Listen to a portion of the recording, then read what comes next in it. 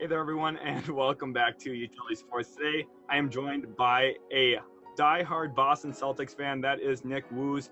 He is going to have his Twitter link in the bio, so make sure you guys go give him a follow on Twitter. He watches more Boston Celtics than anyone I know. He knows pretty much everything about this team, the ins, the outs, and everything you guys need to know leading up to this offseason preview. And also, if you guys are enjoying the NBA content, make sure you hit that subscribe button and also leave a like on today's video. Nick, how are you doing today? I'm doing great. Ready to talk some Celtics basketball with you. Awesome. Great. Let's jump into it here now with what has already been a very busy offseason. Of course, the news surrounding Brad Stevens and Danny Ainge. Danny Ainge stepping down from president of basketball operations role, and Brad Stevens being chosen as his replacement, getting that promotion over the head coach position. Nick, what was your thoughts during this process as Stevens took over control of the Boston Celtics? Well, I think just like anyone else, I was pretty surprised. I didn't really expect it. However, I did know Danny Ainge had some, I think he had some heart complications like a couple months prior. And during the bubble, he said that was sort of when his mind changed, that he just didn't feel like this was the job that he wanted to be doing anymore. So once I learned that he was stepping down or whatever, and Brad Stevens was going to replace him, I was honestly pretty excited because I think that Brad Stevens is going to do a better job than a lot of GMs that I could have envisioned hiring for the team, just because I think Stevens knows the roster that's there right now so well. He knows the league. He knows what this team needs. And I think that going forward, he's just a good basketball mind to have running the operations. The other thing is, I know that he took over as president of basketball ops. I think the GM position is actually open still. And there was some news today that we were looking at Landry Fields to potentially take our GM spot, which I think would be pretty good. But overall, I was surprised when it happened, but I was pretty excited shortly thereafter because I think that this is, I mean, if we were going to make a front office change, I'm pretty okay with Brad Stevens being who we go with. Right. It was an interesting culmination of events, really, with Brad Stevens taking over. Like, just looking at his basketball IQ, his understanding of the X's and O's, and also, like you said, he has the best understanding of his roster. And he's already went out and made some moves based on what he had on this roster. And one of those moves was going out and getting a new coach that I think fits pretty well with this roster and kind of the direction this franchise wants to go. Bringing in a younger head coach, Ime Udoka. What do you think about this hire, Nick? Yeah, I was really excited about this hire. It was clear with that this was a hire where I think Brad probably went to Jayson, Tatum, and Jaylen Brown and some of the guys on the team and said, hey, who would you like to see in a coach, or what do you want to see in a coach? And so I think that's where Ime Udoka came in. He seems like he is someone who's going to be able to relate really well with the main guys on the roster, like Tatum and Brown. The people you want him to be relatable for. He seems like a more defensive-minded coach as well, which is good because our defense was atrocious last year. So, I mean, all in all, I think, again, it's sort of like the GM thing. Like, if Brad Stevens isn't going to be a head coach anymore, I'm really pleased with Ime stepping into that role. I think that he is going to fit the culture really well, and I'm definitely excited to see sort of his basketball IQ, because we were spoiled for so many years with Brad Stevens and his X's and O's. So I'm interested to see that sort of the aspect too. Are we going to be able to have that continuity with how well we run plays and our basketball IQ on the court and stuff like that? Right. Yeah, I think this hire was actually, fairly obviously handpicked by Brad Stevens. Ime Udoka was clearly one of the top candidates out on the market for head coaching candidacies. And also the Boston Celtics had to have been looked at as one of the top two landing destinations, honestly, for coaching candidates. The Dallas Mavericks, of course, with Luka Doncic, a very high-end job this offseason, and also the Boston Celtics. When you have a young duo of Jaylen Brown and Jayson Tatum, that is a very sexy position indeed. Yep. And Ime Udoka is going to come in. He's going to bring that type of IQ like you're talking about. I think he kind of really aligns with Brad Stevens well, and I think it's going to be a good working relationship moving forward. And I also like that he brought in Damon Stoudemire as an assistant coach already at this point. You're looking at someone who is working with Pacific University for 6 years, has some head coaching experience at the collegiate level, and also was, a longtime NBA veteran, all-star in his playing career as well. So this is a really good hire. the staff is getting a little bit reworked, but in a lot of good ways. And I think the Celtics are moving in the right direction there. And looking at some of the ways the Celtics are moving, especially as Brad Stevens is kind of making his fine tunes on this roster that he knows so well, we got to see his first big move already, and it kind of came out of nowhere. Really quick happening news here. They moved Kemba Walker with pick 16 in this year's draft and the 2025 second round pick to the Oklahoma City Thunder, as Sam Presti, of course, is picking up more and more assets as we go, and in turn received Al Horford, Moses Brown, and a 2023 second round pick back. Nick, talk about this trade. Al Horford, but also another key player in this deal for the Celtics. Yep. So I'll talk about Kemba first. A lot of Celtics fans I saw were anti Kemba Walker for a long time. And I personally won't ever understand that. I thought Kemba was, exactly who we needed him to be for this team. This past season, the biggest detriments against our squad was our defensive effort and our playmaking abilities. Kemba doesn't really help either of those, but I don't think he hurt us any more than he had in past years. He's a scorer, you know what I mean? Like he came in and did what he did in Charlotte, for the most part. He wasn't as great, but again, in Charlotte he had no one, so he had to be the man. I was always on the train of, if we kept Kemba, I was fine with that. And if we traded him away, I just wanted to see what our return was. And I'm personally quite pleased with the return that we got. Al Horford, Moses Brown, and a pick. I mean, we didn't need our 16th pick this year. We already have. I mean, who we would have taken at 16 would have been another young, lanky wing who we would have had to develop. And you know what I mean? So it's like, definitely didn't need the 16th pick this year.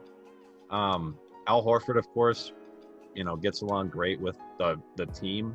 Jayson, Tatum, Jaylen Brown, they've got chemistry with them. So I know he's getting old, but I really think he could find his groove in Boston again. And then Moses Brown is maybe the most exciting piece for me. This guy's got a ridiculous amount of potential. It's pretty much either 50-50. He could use none of that potential and be very bad, or he could actually grow into what he can be and really be a huge piece for us. So I'm definitely excited to see what happens with Moses Brown. But that is a huge, I think, undersold part of that trade, in my opinion, is Moses Brown. Yeah, I completely agree with you there. I think a lot of the experts around the sports world kind of missed the ball a little bit with how this trade was really centered. Al Horford was key to this trade for creating some salary cap flexibility for the future for Boston. You're looking at them getting off of Kemba Walker's contract essentially into a shorter term deal with Al Horford here. And then Moses Brown, very well, Nick, the one game he had, I believe, almost 30 rebounds against you guys. He's a force on the glass. His per 36 numbers on the glass right now is over 15 rebounds a game. That's absolutely incredible. In the 20 minutes a game he was playing, he was averaging over 9 rebounds a night. So he is a force on the glass, and there was no denying that Boston needed a little bit more help in that front court. And you're looking at a really interesting dynamic there of Moses Brown and Robert Williams. I think two guys who really complement each other well. Moses Brown maybe not quite as athletic as a guy like Robert Williams and not going to protect the rim as well, but a much better rebounding threat. You kind of have a little bit of that 1-2 punch at that center spot now. And Al Horford, like you said, he's going to go back to working in the post area like he did. And he's just going to be a good glue guy for that roster there in Boston. I think that's really, really key. And the thing with Kemba Walker, too, they brought him in with the idea of, let's get as much talent into our starting lineup. I think it turned into a little bit of there's too many cooks in the kitchen type of dynamic here. With how Jayson Tatum and Jaylen Brown developed. I think they developed quicker than even Boston was expecting. Tatum became that guy, and Jaylen Brown became the number 2 guy very quickly. And you were looking at a situation where Kemba Walker, when he's best with the ball in his hands, just doesn't really fit in that mold alongside Jayson Tatum and Jaylen Brown when you have other areas to improve on this roster. Moving forward now, I want to talk specifically about Jayson Tatum and Jaylen Brown there. Nick, you get to see these guys more than anyone else I know. What has really propelled them in their progression, and what other areas do they have to grow yet? Yeah, so I guess I'm going to lead off with I've had this hot take for 3 or 4 years now. I think you've heard it. I've always said Jaylen Brown has a higher ceiling than Jayson Tatum, but Jayson Tatum has a much higher floor. I think Jaylen Brown could easily be the better of these two players in 3-4 years for sure. Like, the amount of growth that Jaylen Brown makes every single year is astonishing. Seeing him 3 years ago, 3 years ago as a rookie, he could barely dribble the ball. Like it was honestly wild that he was in the NBA with his ball handling skills. He couldn't make 2 dribbles towards the rim without getting stripped. And now you'll see him. I mean, he's got a deep post bag now, and he can get to the rim whenever he wants. It's incredible. So I think that Jaylen Brown, I'm really excited every year going in to see Jaylen's development because of the huge strides he seems to make every single year. Now, I'm not saying that if he ends up better than Jayson Tatum, that Jayson Tatum isn't going to be, a superstar, obviously, because Tatum seems to already be there. And I'll go into Tatum.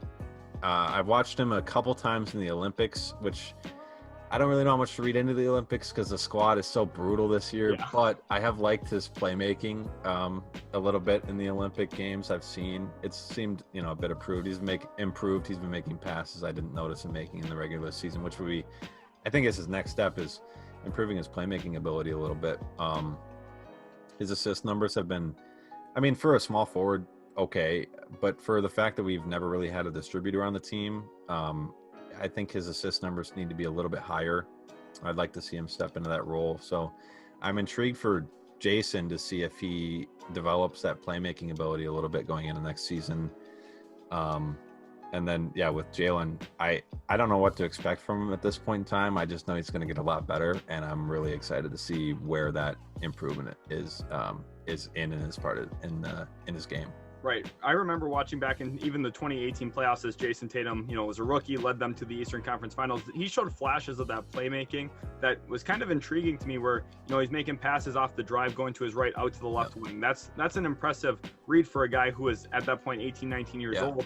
And I think that's really the area for him to improve. Also getting to the free throw line just a little bit more frequently. He started to really do that, especially after the All-Star break when all of his numbers started to pick up a little bit. As a half-court scorer, he's going to be one of the best in the league for quite some time, I think. And Jaylen Brown, you're looking at one of the best two-way wings.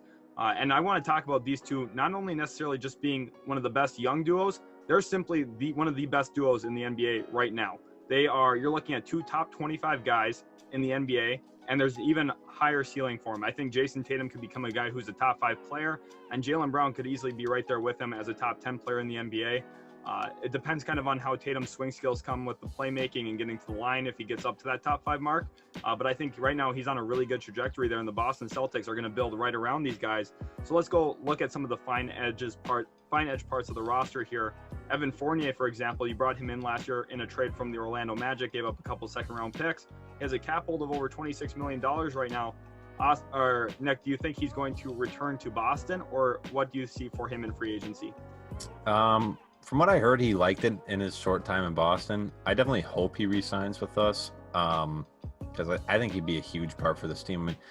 Another hot take here, but in the Olympics, you could argue that Evan Fournier has been the second best international player in the Olympics so far. He's been leading his team in the wins they've had. And I really think that he is just an excellent, kind of backup scoring piece for the Celtics if he's willing to accept that role. And I think that's where his resigning hinges is, he has to understand the role he's going to have. Probably not the primary scorer like he might have been in Orlando. If he's okay with,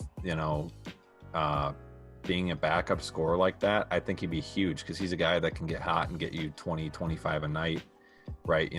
So that's something a championship team needs. If you're going to make a deep run in the playoffs, you have to have a guy who can who can be that third, fourth scorer and get you a high number of points on any given night. Right. Looking at the teams that were just in the finals, Cam Payne was kind of that spark plug for the Phoenix Suns, which came out of nowhere, honestly, this past year. And a lot of the news around free agency is kind of centered around DeMar DeRozan. He's looked at as one of the key free agents. I think Evan Fournier is right there with him. When you look at the skill set, ability to rise up into the mid-range area, he kind of gives you what they had with Gordon Hayward, but a little bit healthier, obviously. And I think kind of fits the timeline just a little bit better here in Boston with their young duo in Brown and Tatum.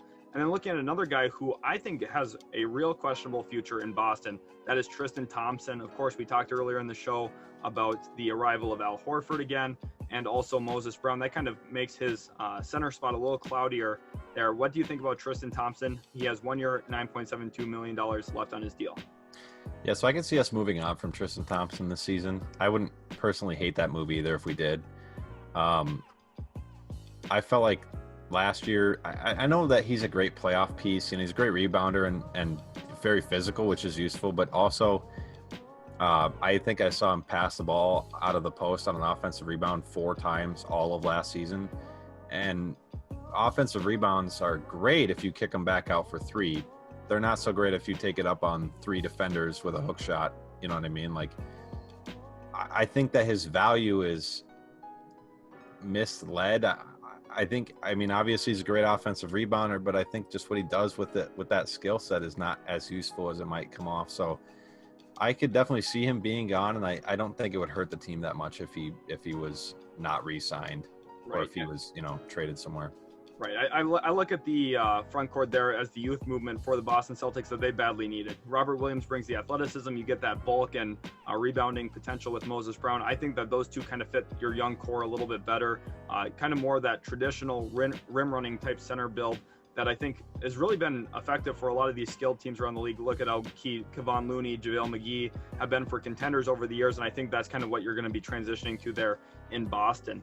Now, also, one other key player for the future, Marcus Smart, has 1 year left on his deal as well, at $14.5 million almost. He's 27 years old, probably wants to get a massive payday at some point. Do you think he plays out the rest of his career, at least the rest of his prime in Boston, or do you think that there is danger of losing him in free agency come next offseason? I actually think he does play a lot of his career in Boston, and the reason is because of Brad Stevens being the president of basketball ops. I don't think there's any chance that Brad Stevens is going to let Marcus Smart go in the next couple years here.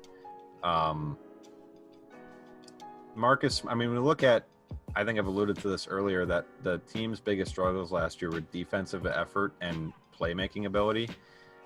Marcus Smart is, I mean, that's your solve, for the problem right there. Is Marcus Smart has got the highest defensive effort on the team every night, and he's one of the better playmakers we have. I mean, if you're looking at, he's just a willing passer. I mean, a lot of people will rip on him for taking, dumb shots sometimes, but the numbers show that he doesn't take many of them, and when he does, he actually does make them at a high percentage. It's just people get caught up a lot of the times on his misses because they come at bad spots every now and then, but he is one of the most willing passers on the team, and he is probably the best. In my opinion, he's a top 5 defender in the league. He's never seems to be a perennial depoy candidate, but I feel like that's a slight against him. I think he should be. So I think that if you're the Celtics, you need to keep Marcus Smart, and I think they will. Yeah, I think Marcus Smart is that seamless fit, probably into the pseudo point guard position. He's probably not going to pound the rock a ton as a point guard. He's not going to bring the ball up every possession. But when you have talented wings like Jayson Tatum, Jaylen Brown, that's kind of what we see with the Clippers. The Clippers use Kawhi Leonard, Paul George kind of as their pseudo ball handlers. Marcus Smart doesn't have to do that, but he fits perfectly into that role. You're looking at a much bigger lineup then.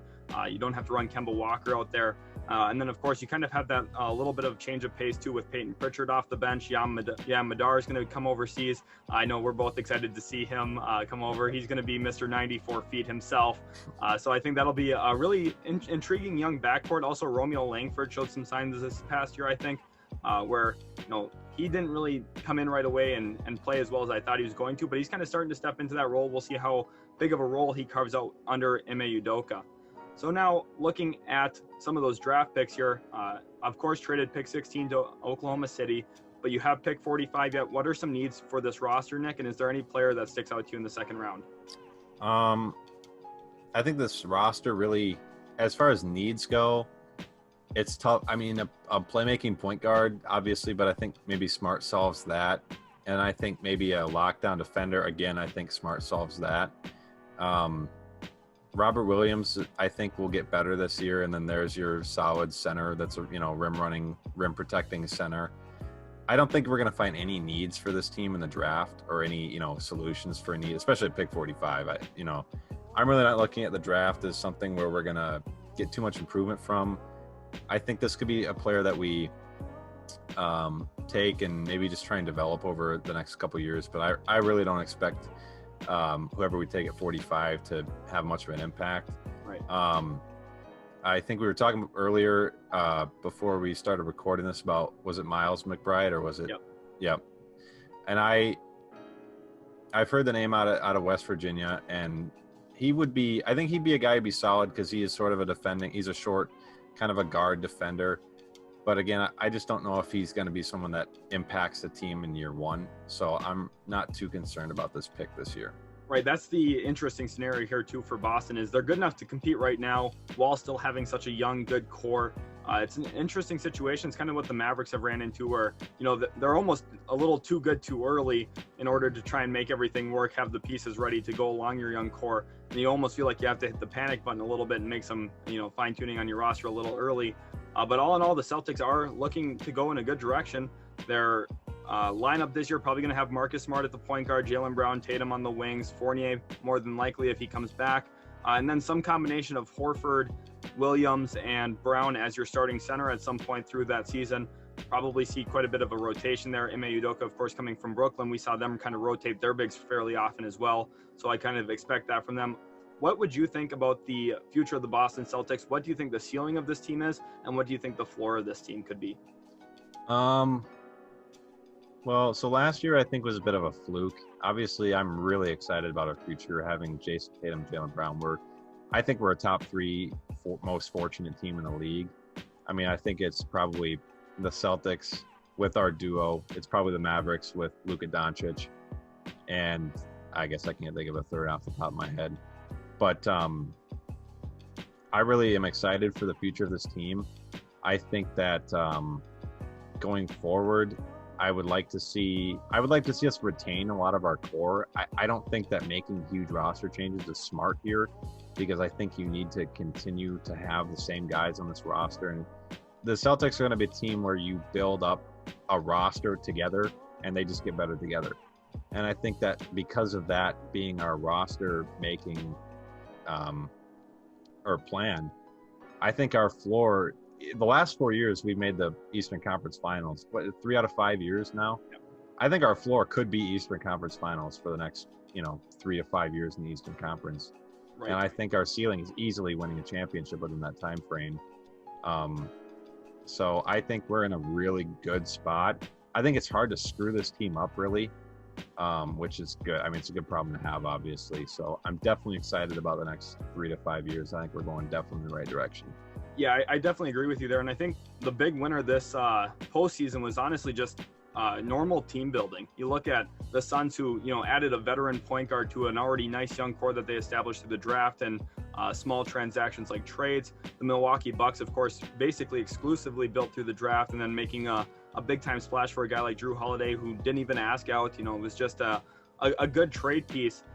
Team building is not going to be something that necessarily always wins you a championship, but it keeps you in the picture at least the whole time. And if you hit on draft picks like the Boston Celtics have done, you have a shot every single year going in. You have a fighter's chance, and then going in this next season, I wouldn't be surprised if we're talking about them as a team that could possibly make the NBA Finals. They have a ton of assets still in the future. They've got all their picks basically under control.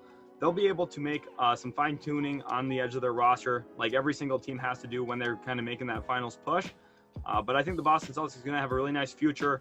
Hopefully you guys did really enjoy the content here today. Nick, thanks so much for stopping in. Make sure you guys go check him out. The link again to his Twitter is in the bio and the description. And also comment below, will the Boston Celtics win a championship in the next 5 seasons? Nick, I'm sure you believe that's a yes. Oh, yeah.